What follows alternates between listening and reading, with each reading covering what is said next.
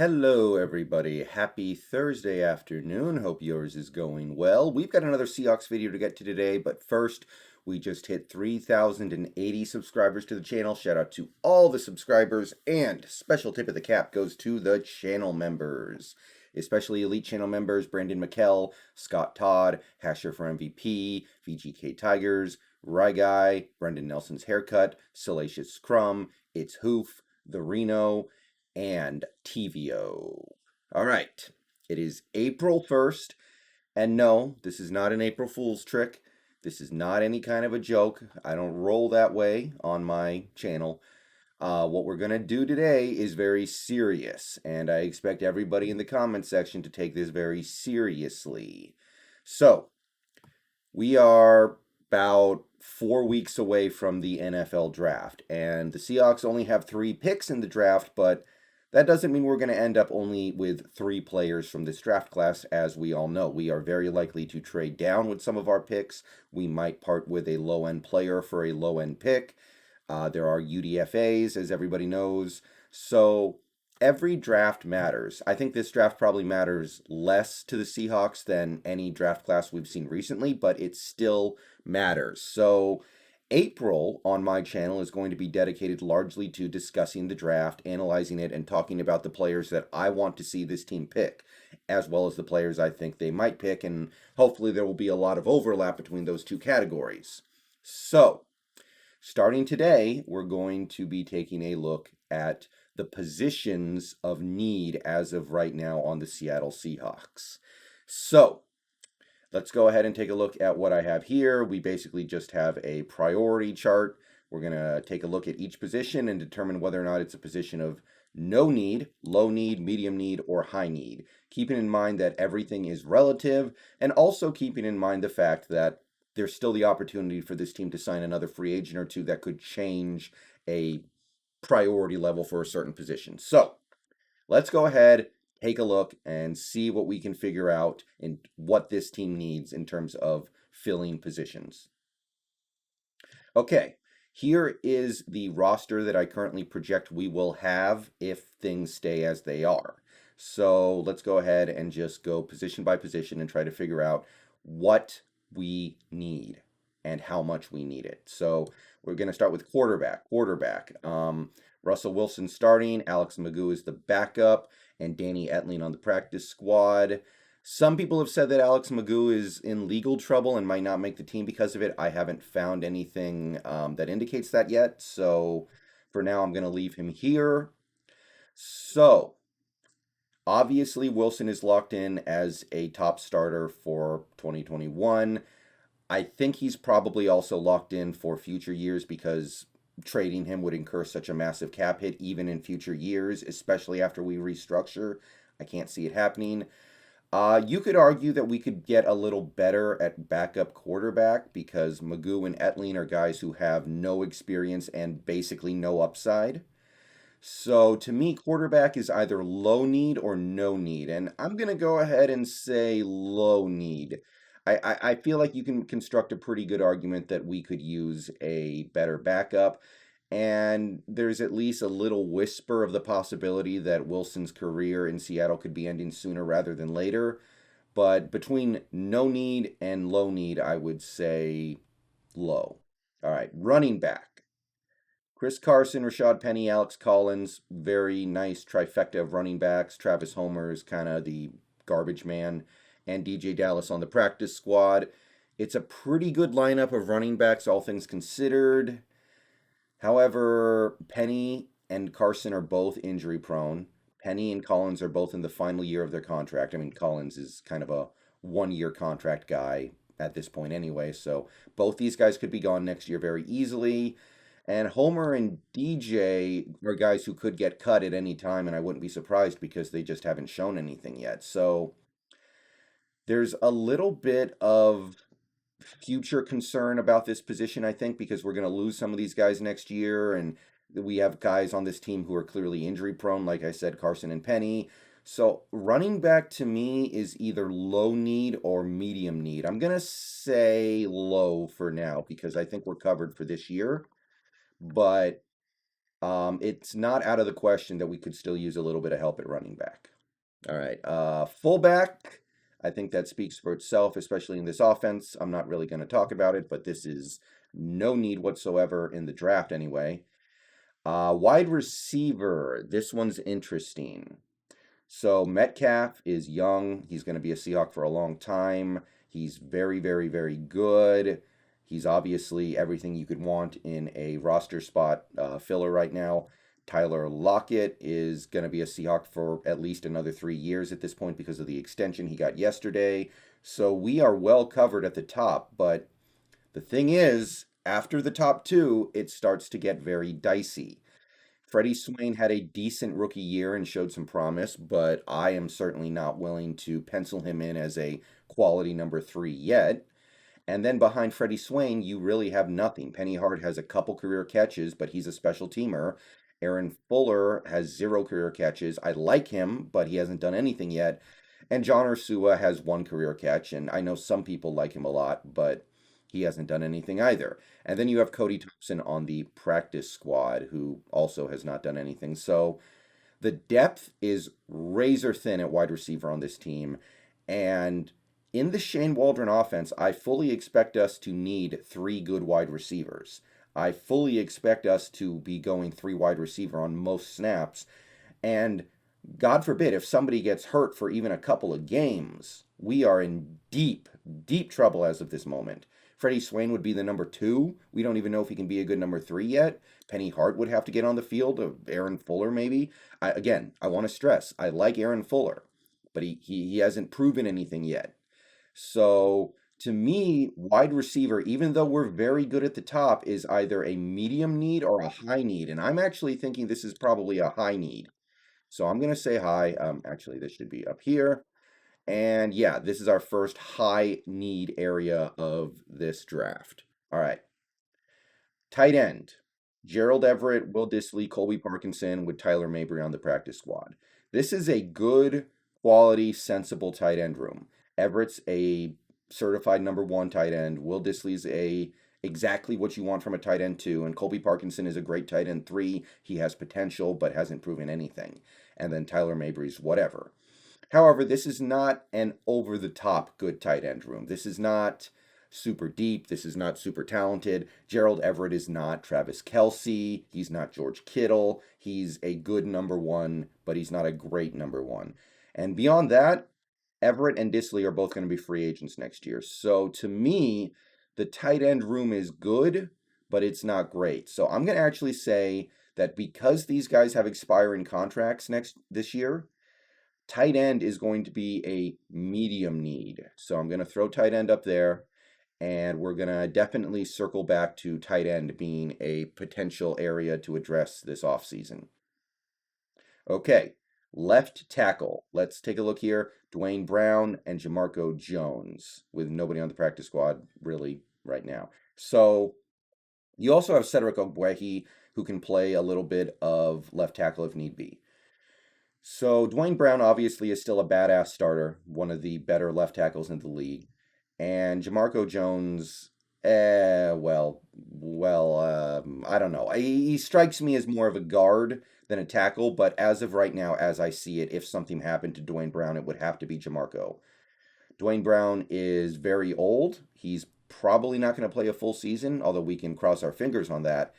And he's probably going to retire next year anyway. So between Jamarco Jones just not playing very well at tackle yet, and us not really having anybody we're working on, left tackle to me is either a medium need or a high need. And I'm actually going to say, just because we're okay for this year, I think I'm going to say medium. But yeah, don't be surprised if we attack left tackle very early with our 1 reasonably high pick in this upcoming draft. Left guard, Gabe Jackson, who just got an extension that will keep him in Seattle for at least 2 more years, possibly 3. And then Jordan Simmons, who is good for a backup. And I think the fact that we used a draft asset on trading for Gabe Jackson pretty much spells the fact that we are good at left guard for the foreseeable future. I think Gabe Jackson's going to be our starter for at least the next few years. So, left guard, I'm going to say no need. You could maybe argue low need just because Gabe Jackson is going to be 30, but I think he's got a lot of gas left in the tank. Center. All right, Ethan Posick starting, Kyle Fuller backing him up, and Brad Lundblade on the practice squad.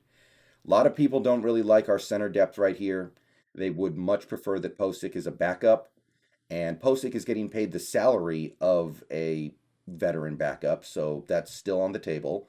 I think a lot of people would prefer Kyle Fuller on the practice squad because he did not play well last year. He really didn't. And Brad Lundblade could just either get pushed off the team or get moved to guard for the purposes of the practice squad, which would be fine. So I think there's a clear need at center still, or at least it can be argued. I think you can make the argument that Posick is good enough to start in 2021 for the Seahawks and will be fine. But the other thing is Posick's only on a 1-year deal. And Fuller is too. So both these guys are going to be free agents next year. So this is either a medium need or a high need. And I'm going to go ahead and say high need. I think this is an area that we clearly need to take a look at in the draft this season. So high need number 2. All right, right guard, Damien Lewis in his 2nd year starting, Philip Haynes in his 3rd year backing him up. Again, Jamarco Jones can slot over here if need be. Jordan Simmons can as well. Damien Lewis showed a lot of promise as a rookie. He should be the guy for the next at least few seasons, if not the next decade at right guard for the Seahawks. And I still kind of like Phil Haynes, although he's got to get on the field and show something eventually, or else he's going to lose me. And when you throw in the fact that we have some flexibility here, I think right guard is going to be no need. I don't think we need to consider right guard this draft. And finally, right tackle. Brandon Shell starting, Cedric Ogbuehi backing him up, Tommy Champion on the practice squad. Jamarco Jones can move over here in a pinch. And this is kind of tough to evaluate. Brandon Shell is pretty good, but he's not great. Cedric Ogbuehi is fine for a backup. Both these guys are on 1-year deals, or the last year of their deals. So we might be looking for help at this position in 2022, if not 2021. And Shell is injury prone.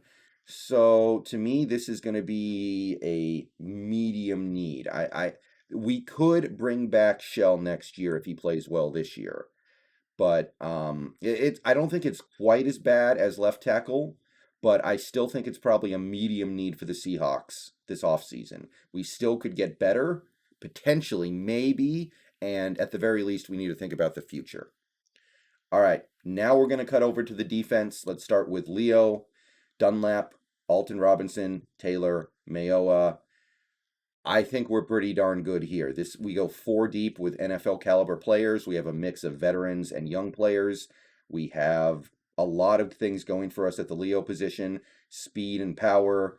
And yeah, I don't see Leo being any kind of a need right now going into the draft. So I'm going to say Leo end is no need. I don't think I need to explain too much why. All right. 1 tech. Al Woods and Brian Monet, these guys are probably going to compete for the starting job. I think Woods would probably be the nominal starter, but it wouldn't really matter. And then you have Cedric Lattimore on the practice squad. It's not great here because you have Al Woods, who is 34 years old and didn't play football last year. Monet played pretty well last year, but only in a spot duty role. He didn't play that many snaps. And Cedric Lattimore's whatever. And both these guys are only on 1-year deals. So you could argue that there's a bit of a need here, but Poona Ford played 1 tech the last few years, and he did well. So in a pinch, you can slide Poona Ford over to 1 tech, and you can have basically what you had last year. So I think this is either going to be no need or low need, and I'm going to go ahead and call this a low need, bordering on no need. I don't really see this as being a priority, but I can't say it's nothing quite yet. All right, 3 tech. Right now, I think Poona Ford's going to be the starting 3 tech with LJ Collier backing him up. And then you have Miles Adams on the practice squad. Poona, I think, is developing into a fine young player. I think he's developing pass rush skills that will help him a lot. I think he's a good all-around defensive tackle. He's under contract for 2 years. LJ Collier is still on 2 years of his rookie deal left. And I think he's going to do very well inside. He's going to be a big improvement over last year. And Miles Adams is whatever. I'm gonna say this is probably no need. So three tech, we are covered. And then that brings us to five tech. Kerry Hyder starting, Rasheem Green coming off the bench, and Brandon Jackson on the practice squad. If he still qualifies to be on a practice squad, I think it depends on how much time you have in the NFL. So Hyder's a guy we just picked up, and he had a very good year last year for the 49ers. And I think he's probably going to be a pretty reliable five tech. Rasheem Green, I'm still kind of thinking he has upside that he hasn't shown yet because he got hurt last year. Don't forget that LJ Collier can slide over to five tech on some snaps because that's basically what he was last year, and he was not bad. So I think we're probably good at five tech as well. I'm going to say there's no need here. You could maybe argue low need, but I think it's no need. Okay, now let's go over to linebacker, and linebacker is going to get tricky. So hold on for a second. Just hold on to your butts while I try to sort through everything going on at the linebacker spots. So middle linebacker, we have Bobby Wagner and Ben Burke-Kirven backing him up. Wagner's probably in the last year of his Seahawk career, unless he is willing to come back on a much smaller deal. And BBK, I don't see as ever being effective on an NFL defense. So past 2021, there is a need, but the thing is, Jordan Brooks is probably just going to slide right over. So right away, I'm going to go ahead and say middle linebacker is no need right now. All right. Now, will linebacker is currently filled by Jordan Brooks, and technically on this list, there's nobody behind him. However, I think Cody Barton is probably, if anything, in the NFL going to be a will linebacker on a defense that I mean. So we do pretty much have this covered for 2021. Brooks starting, Barton backing him up, and while Brooks will probably move over to middle linebacker next year, maybe Barton will show something. If not, we're going to have a need at the will linebacker next year. As for this year, I'm going to say low need at will because we should be covered for at least this season. And then we have Sam linebacker, and this is kind of complicated because right now I have Cody Barton here, but I don't see Cody Barton being effective at the Sam spot. So when we go to three linebacker sets, you might see Barton become the Will and Brooks become the Sam. And I think Brooks might be a little more effective there. You might see Darrell Taylor play Sam. That's also on the table. Maybe Benson Mayo as well. So this is kind of a little tangled right here, right? Because we, as of right now, don't have anybody that I have a ton of confidence in playing effective Sam linebacker. Maybe Brooks just kind of takes over whenever we go to three linebacker sets. So at Sam, I'm going to say we have a medium need actually, because it's a little bit of a question mark and we might have it covered, but we might not. And I don't think we're going to know until maybe the preseason. All right, moving on to cornerback. Ahkello Witherspoon, DJ Reed, Trey Flowers, Ryan Neal, Lyndon Stevens, Jordan Miller, and Jason Stanley.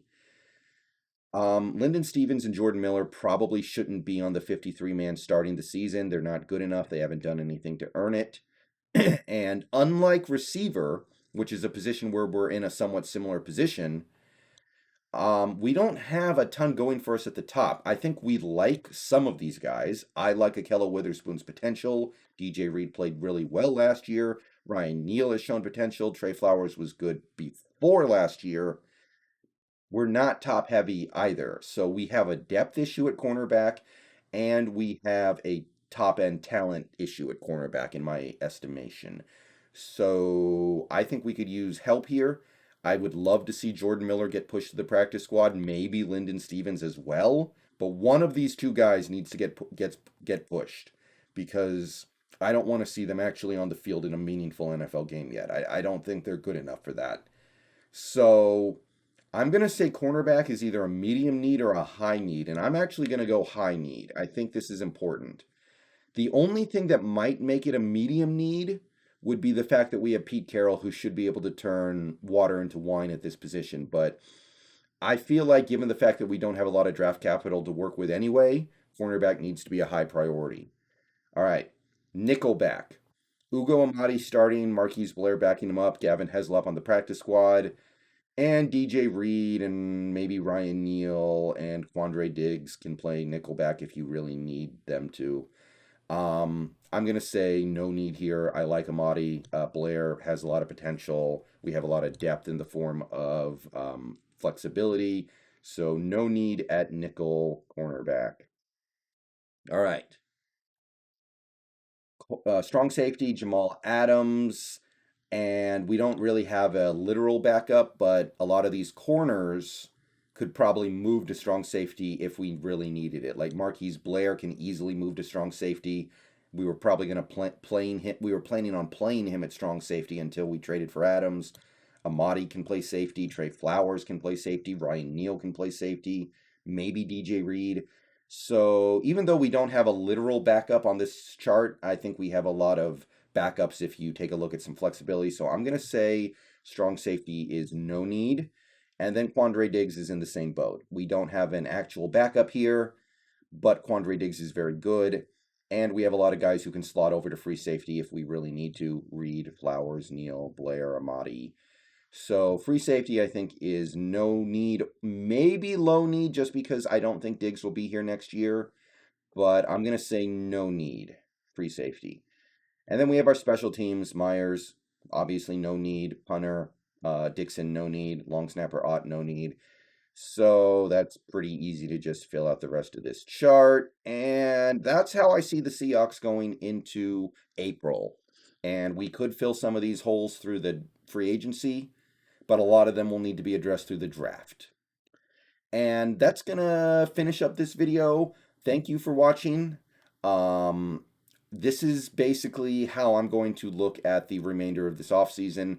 We're going to need to address our highest needs first, and then we move to the medium needs, low needs, and of course these are taken care of. So do you agree with anything here? Do you disagree with anything I said here? Let me know what you think in the comments. Would you change priority on any of these positions? How do you want to see us attack the draft? Let me know. And I'm going to go ahead and get out of here. Peace out. Go Hawks.